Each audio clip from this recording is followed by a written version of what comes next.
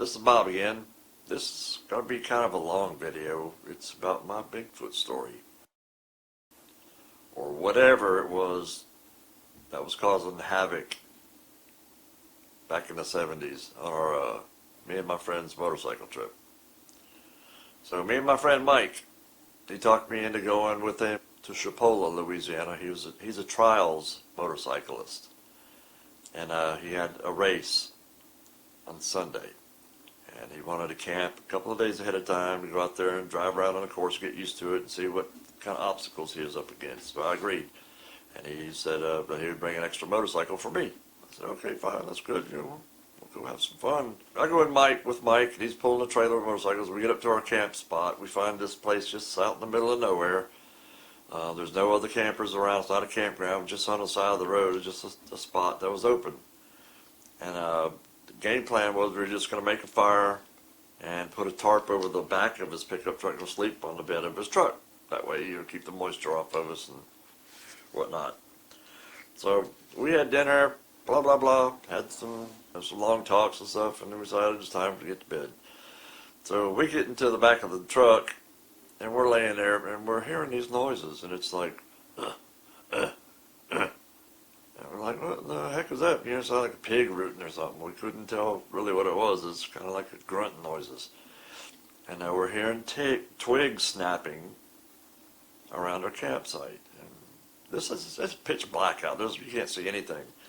And we got the tailgate up. We got the tarp over the top, so we can't really see anything. All we're doing is hearing stuff. And as we're laying there, where both of our heads are at the tailgate, the back end of the truck where we're sleeping rose up. Like somebody had gotten onto the front of the pickup truck, stood on the front bumper, and made the truck go up. It was amazing that it rose up so far. Me and Mike like to crapped in our pants. This is like 9:30, 10 o'clock at night. And we're hearing sticks. And something threw a branch on top of our tarp. So Mike had a little 22, and he popped the top off the back of the pickup truck, and he fired a couple shots, pow, pow, pow, with his 22 rifle. And we heard like squealing. I can't reproduce the sound, but it was a squeal that I never heard before. And so we kind of didn't get any sleep that night. We just kind of kept an eye open for everything and tried to be safe as we could. Nothing else happened that night. So that was on Friday night. Saturday night, he had some friends who were also motorcyclists that were going to camp in a different location, and they asked us to go play cards with them that night. So we said, fine, you know, we'll meet you over there about 8:30, 9 o'clock. And so Mike and I were on my motorcycle because we had the headlight. It's pitch black out there. And when we're about 50 yards from the friend's campsite, I see there's a car coming. And it's bouncing off of trees, driving through the brush, you know, driving crazy. We're like, what the hell is going on here? And we got up to the car, and it was the girlfriend of one of Mike's friends that were staying there. And she was panicking. She was saying, man, something came into the camp. And it tore the camp up. The dogs are scared. They're back in the tents. I had to get out there. I didn't know what it was. So we said, okay, well, let's go back and take a look. So we went back to the campsite with her, and everything that was on our picnic table was on the ground. Paper plates were all over the place. The tents were knocked down. And she had two big dogs with her, and they were both in a tent, hiding. They wouldn't come out. And their campsite was loaded on, like on a, I guess you call it a bluff. The ground was like round, like this, and down on the sides, there was ravines in the front and the sides. So it was kind of like an overlook, and the woods were down underneath it. It was very, very thick. So her boyfriend and another guy finally came after a few minutes and asked what was going on. We told them, yeah, you know, something came into the camp and tore it up, and we didn't look for footprints or anything. I don't know why. I just didn't think of it because we didn't know what a Bigfoot was. And they got the dogs out of the tent, and the dogs took off down, straight ahead down the bluff, and they were running fast, barking. But in a few minutes, they come back running, whimpering. Came right back and ran back into the tent. The lantern was knocked over, the tent was knocked over, the girl didn't see what came into the camp because she was in a tent, but heard all the ruckus outside, and the whole campsite was destroyed. So me and Mike stayed there that night because everybody was kind of scared. We just had a great big fire going, and nothing else happened. The next day was Sunday. Mike had his trials that day, his race, and the other guys. So I didn't have anything to do because you can't really go there and watch it because it's way off in this secluded place. But anyways, I was on that motorcycle, and I was riding around for a couple hours on these trails, just riding around because I was new on motorcycles, just learning how to ride it. And I came to this big opening, and it was like an X intersection.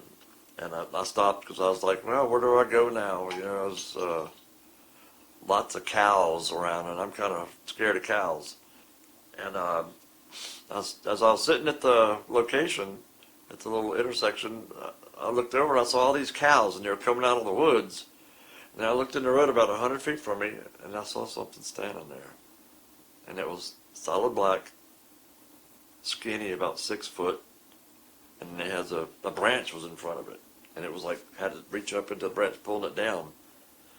And I was like, what in the hell is that? You know, is that a beaver? Is that what is it? You know, and it looked over at me and let go of the bush, and I could see the glint off both of its eyes. The face was black to me, but it looked like the hair was poking up like, I call it bear hair, sticking straight out. And it ran straight into the woods right in front of it. I was like, what in the world was that? You know, and all the cows were coming into the woods too. They're watching this thing. So I drove over there and went into the woods with a motorcycle because I have a headlight on it. And I looked around, and it was only about 100 feet deep, and there was a ravine going into a river. There's no way this thing could have gotten away. I was right there. You know, where did it go? Did it jump down this deep ravine and run off into the river? I don't know anywhere. And you can call me goofy, eccentric, crazy, seeing things, whatever, but I was like 15 or 16. I didn't do any drugs. We weren't drinking. I wasn't smoking nothing. And I swear to God, this happened. And I can't explain what it is, what I saw. I have no idea what it was. It was solid black, and it was daytime, blue skies, summertime, 90 degrees, and there I see this tall black thing standing in the road that ran off into the woods. How do you explain that? Then all the Bigfoot movies started coming out, and I was like putting 2 and 2 together here. Hey, you know, maybe that was what I saw. But everybody's saying it's, you know, 8 foot, 750-pound monster. Nope, not this one. This one was like 6 foot tall, slender, thin, solid black, and it was not a person. It was not a bear. It was not a raccoon. It wasn't a billy goat reaching up into the trees like somebody said.